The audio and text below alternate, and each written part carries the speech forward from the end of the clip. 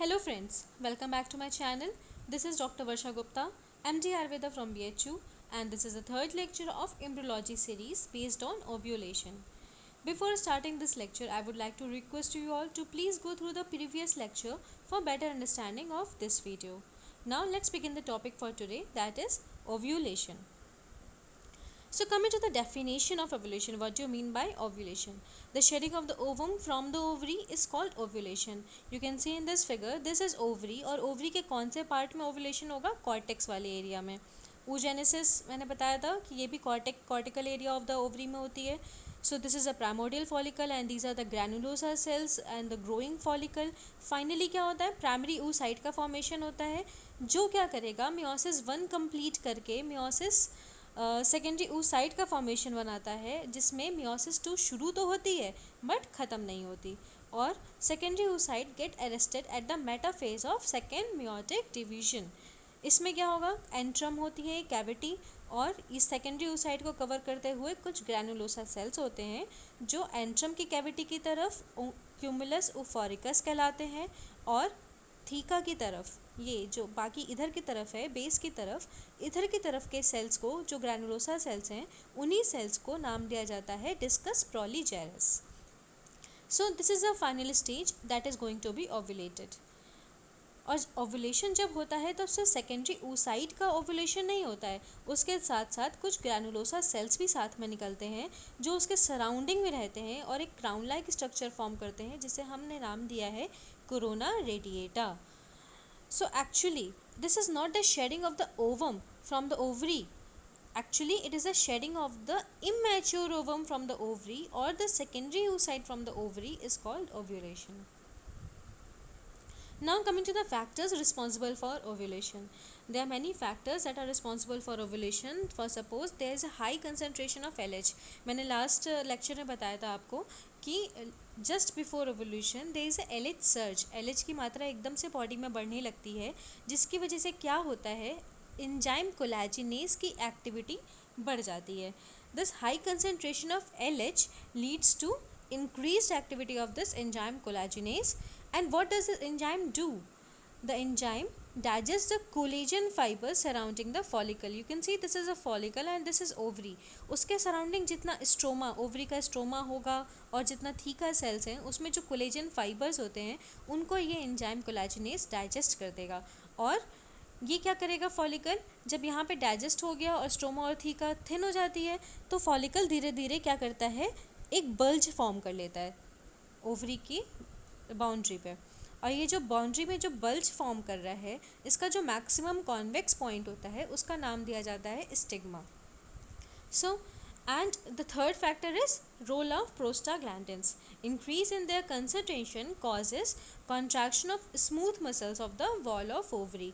क्या करेगा? इसकी वॉल में भी खूब सारा कॉन्ट्रैक्शन क्रिएट करता है जिसकी वजह से क्या होता है? इस पर प्रेशर पड़ता है और ये रप्चर हो सके. Fourth factor is pressure of fluid. The increase pressure of fluid in the follicular cavity. इसके अंदर जो कैविटी है और उसमें जो फ्लूइड भरा रहता है उसका प्रेशर बढ़ता है and that is also a very significant factor for ovulation to occur. But इनमें से भी जो enzymatic digestion of the follicular wall है जो किसकी वजह से हो रही है? एंजाइम कोलेजिनेज की वजह से हो रही है. It seems to be the main factor responsible for ovulation. So these are the factors responsible for ovulation in respect to ovary. Now you have seen corona radiata. जब ये ovulation होता है तो उसके अराउंड जो granulosa cells होते हैं they form the crown like structure known as corona radiata. You can see in this figure also ये corona radiata के cells हैं और ये सेल्स किसके हैं? granulosa cells के ही हैं जो सराउंड कर रहे हैं secondary oocyte को after the ovulation. Okay, they form a crown like structure, henceforth name corona radiata. Up there is a homework for you. You can see this red colored layer zona pellucida. Answer me in the comment section कि ये zona pellucida किसने बनाई है, किसकी वजह से बनती है ये. I have told you in the second lecture, go through it and answer this question. Okay. Now अभी हमने ओवरी की बात की, अब फैलोपियन ट्यूब का इसमें क्या रोल है? फैलोपियन ट्यूब के जो लास्ट एंड है इसमें कुछ फिंगर लाइक प्रोजेक्शंस प्रेजेंट होते हैं जिन्हें क्या कहते हैं? फिम्ब्री. अब ये फिम्बरी क्या करेगा, जैसे ही ओव्यूलेशन होता है वैसे ही उस ओवम को ये अपनी तरफ खींचते हैं। You can see in the next figure also, ये ओवम क्या करेगी, ये फिम्बरी क्या करेंगे, ओवम को अपनी तरफ लेंगे। आइए चलिए फैलोपियन ट्यूब के अंदर की सैर करते हैं। ये देखिए इसमें खूब सारे क्या होते हैं, सीलिया प्रेजेंट होते हैं। अब ये सीलिया भी क्या करेंगे, ये मूव करने लगते हैं जैसे ही ओवम आता है, और ये ओवम को एक डायरेक्शन प्रोवाइड करते हैं कि जब ये तुम्हारा काम यूट्राइन ट्यूब के अंदर है तो उसको अंदर की तरफ ढकेलने लगते हैं। Now you have seen this figure already, ये फाइनल स्ट्रक्चर था जो जिसके बाद ओव्यूलेशन होता है, and this is the process of ovulation, जिसमें कुछ भी क्यूमुलस ओफोरिकस के सेल्स भी साथ में आते हैं जो कोरोना रेडिएटा का फॉर्म करेंगे। एंड जो फाइनल स्ट्रक्चर ओव्यूलेट हो रहा है वो क्या है, secondary oocyte in the arrested in the metaphase of second meiotic division.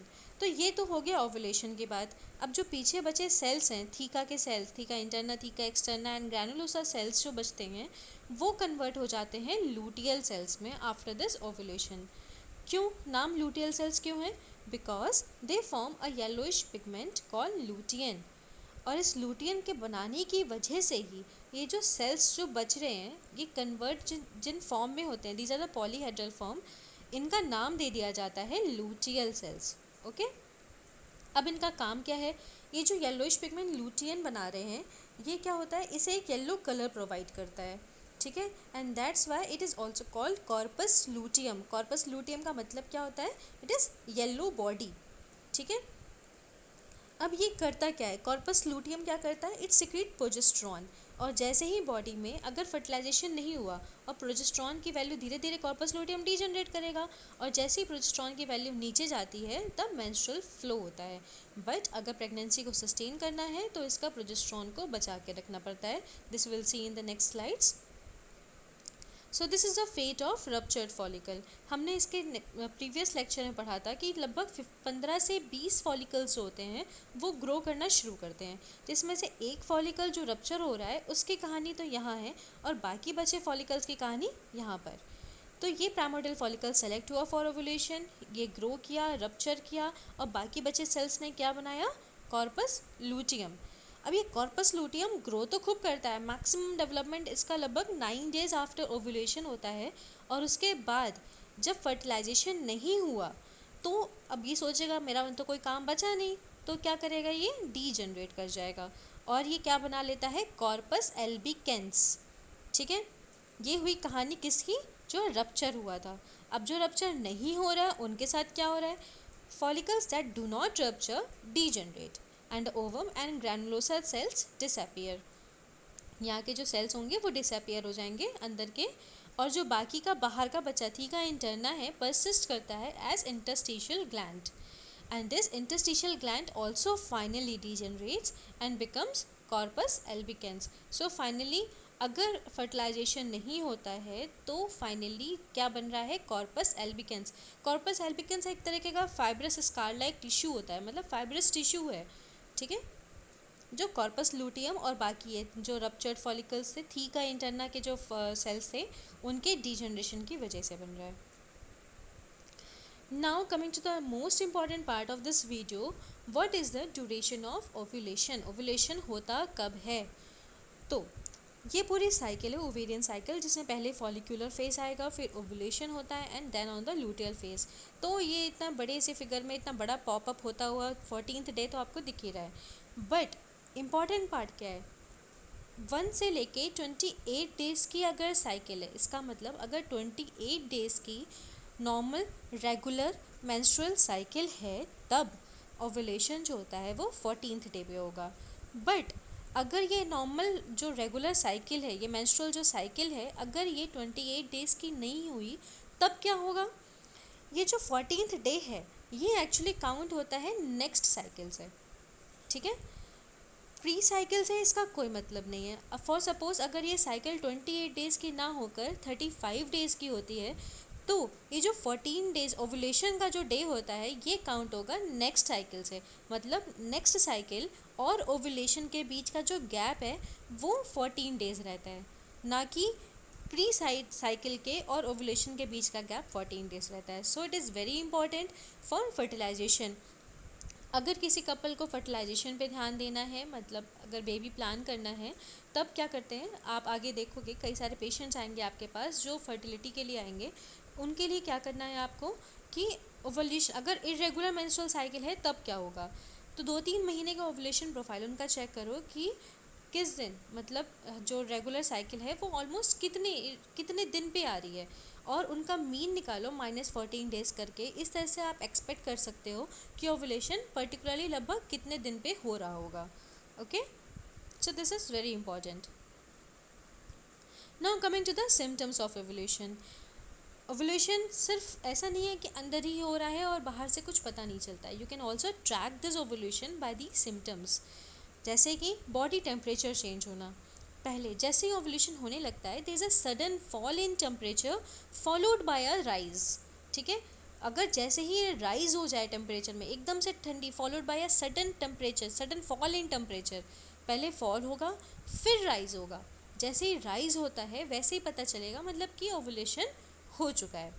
Senses become heightened, spotting हो सकती है, things get wet down there because of the excessive vaginal discharge. Mittelschmerz pain, mittelschmerz pain क्या होता है, this is a German word for middle pain, क्योंकि ये ovulation के mid में हो रहा है, around the middle of the cycle, इसलिए इस पेन को, एब्डोमिनल पेन को, थोड़ा थोड़ा पेन फील हो सकता है फीमेल को। This pain is known as mittelschmerz pain. Nausea and headache भी होता है कभी कभी।